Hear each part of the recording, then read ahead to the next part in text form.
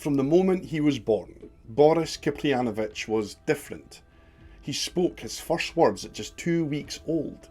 He could read and draw at 18 months and entered kindergarten at the age of 2. But it was his knowledge of the universe that truly set him apart. Hi folks, I'm Johnny and welcome to The Oddest. Boris could describe the planets in our solar system with remarkable accuracy. Even though he had no formal education in any science, he had accurate knowledge of Mars, the Martian landscape, and even spoke of Martian technology. How did he know all this? He was there.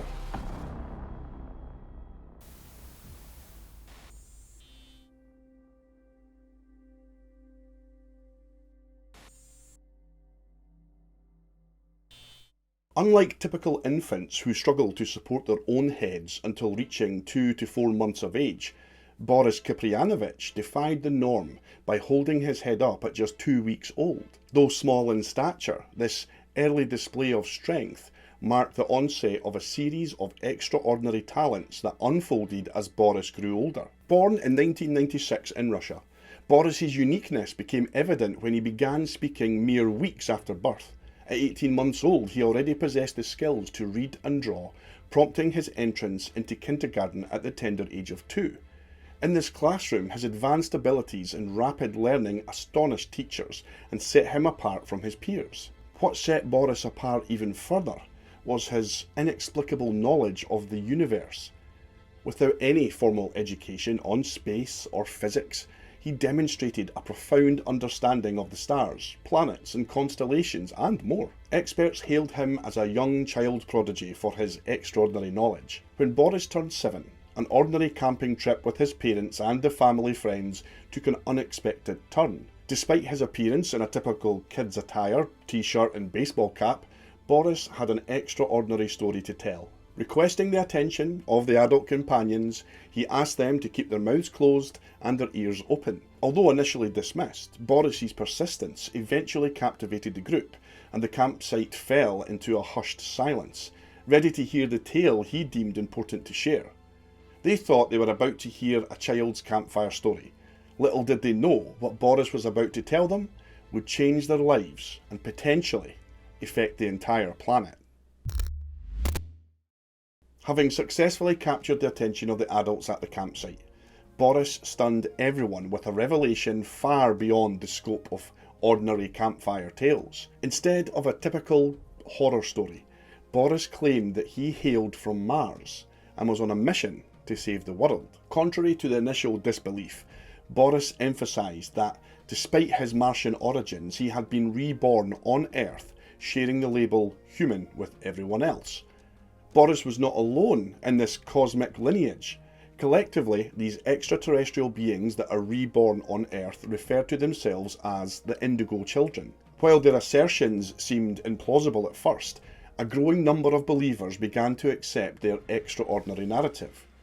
Boris's seemingly outlandish claims were tempered by his extensive knowledge of the universe, which baffled even the most seasoned experts during his childhood. As Boris entered his teenage years, he reaffirmed the story that he had shared during that camping trip in a televised interview in Russia. From there, the narrative took on a more captivating turn. According to Boris, life on Mars included a unique aging process where residents would cease to age beyond 35, a phenomenon attributed to their inhalation of carbon dioxide rather than oxygen. The Martians, as described by Boris, were tall beings with advanced technology capable of interstellar travel through portals. Recounting his memories with a sense of nostalgia, Boris shared vivid recollections of his adolescent life on Mars, where warfare among the Martians was a reality. He spoke of participating in air raids, flying in disc-shaped spaceships alongside friends who fought in the wars instigated by Martian brethren. Boris asserted that during his Martian existence, he and his kind had the ability to travel through time and navigate space. Boris disclosed that he and his fellow Martians observed Earth and its thriving life from triangular aircraft, better suited for shorter trips within the galaxy. These Martian-built spaceships were intricate marvels, composed of fine layers capable of traversing the universe. Despite their advanced technology, Boris claimed that this very technological prowess, well, that's what led to the downfall of the Martian civilization. The ability to travel through the universe and time ultimately resulted in a nuclear conflict that wiped out their entire race. In a grim revelation, Boris reiterated that nuclear warfare on Mars was the catalyst for their self-destruction, a story he had shared since he was 7 years old. This revelation was not without purpose. Boris delivered it as a cautionary tale to the adults of Earth. Surviving Martians concerned about the Earth's trajectory, mirroring that of pre-destruction Mars, believed a similar fate awaited our planet. Boris, seeing Earth as a world led by power-hungry leaders and trigger-happy dictators, well, he didn't see it as a possible future. He said it was inevitable.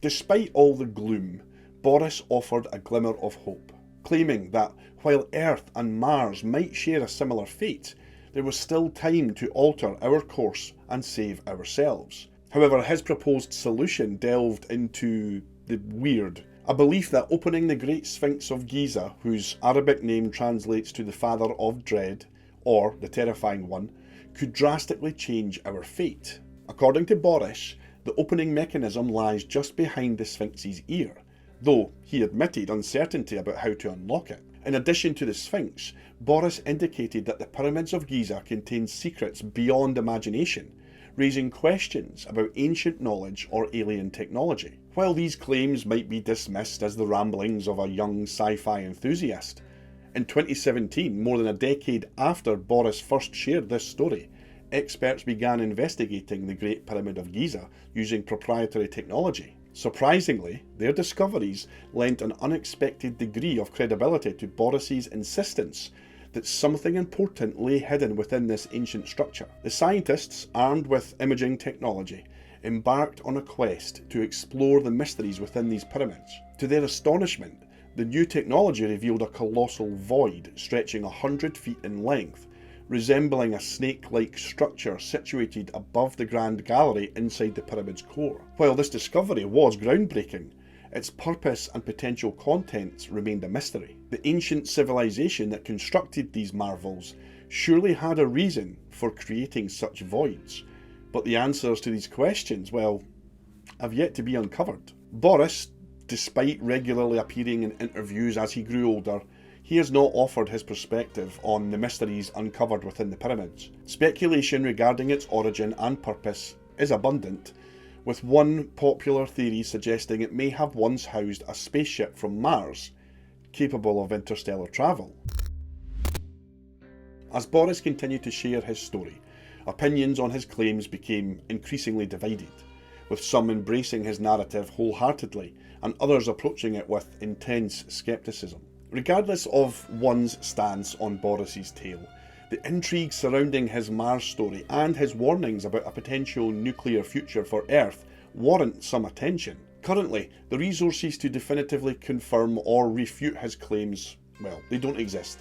However, the prospect of human exploration of Mars, driven in part by people like Elon Musk, offers a glimmer of hope for unveiling the mysteries of the Red Planet. So, earlier on in the video, I mentioned the indigo children. This term refers to children who are believed to possess special, unusual, and sometimes supernatural traits or abilities. The concept was first developed in the 1970s by people who believed they were once indigo children. The concept of indigo children gained popular interest with the publication of a series of books in the late 1990s and the release of several films in the following decade. The term indigo is said to refer to the colour of the aura that indigo children are believed to have. Indigo is a colour that is often associated with intuition, spirituality, and higher consciousness.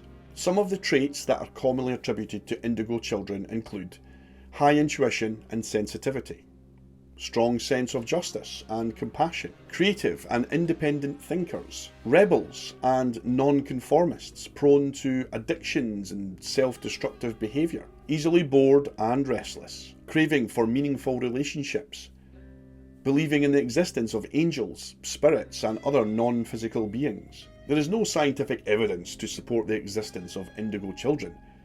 The concept is purely based on anecdotal reports and personal experiences, and it has been criticised by many scientists and psychologists. However, the concept of indigo children remains popular among some people, and it has been the subject of many books, articles, and websites. Some people believe that indigo children are the real deal and possess supernatural gifts. Others believe that indigo children are simply misunderstood and that they are just like any other kid with unique talents and challenges. Here is one final thought. Imagine, just for a moment, that all of this is true, that Boris is the reincarnation of a Martian soldier, and that there are many more like him here on Earth. It would make sense. I mean, Mars once being a planet similar to Earth many eons ago, well, that's a popular theory. Some people believe that labelling certain kids as indigo children is a silly idea, and that these kids are nothing more than children with behavioural problems. They may suffer from ADHD or display autistic traits. But then, isn't that exactly what the world would label them as anyway? People believe that indigo children are here to save the world. They believe that these kids are more evolved than the rest of us, and that they have come to Earth to help us create a more peaceful and harmonious world. Martians or not, it would be nice if future generations, our kids and grandkids, if they did just that. Well folks, it's that time again. Time for a wee cup of tea. I hope you enjoyed today's video. If you did, please consider subscribing. At the time of recording, I have around 1,600 subscribers, which blows my mind. Although, I hope to reach a wider audience, and unfortunately, the YouTube overlords, well, they won't push my content as it stands. Anyway, take care of yourselves, tell someone that you love them, and remember, as always, keep smiling.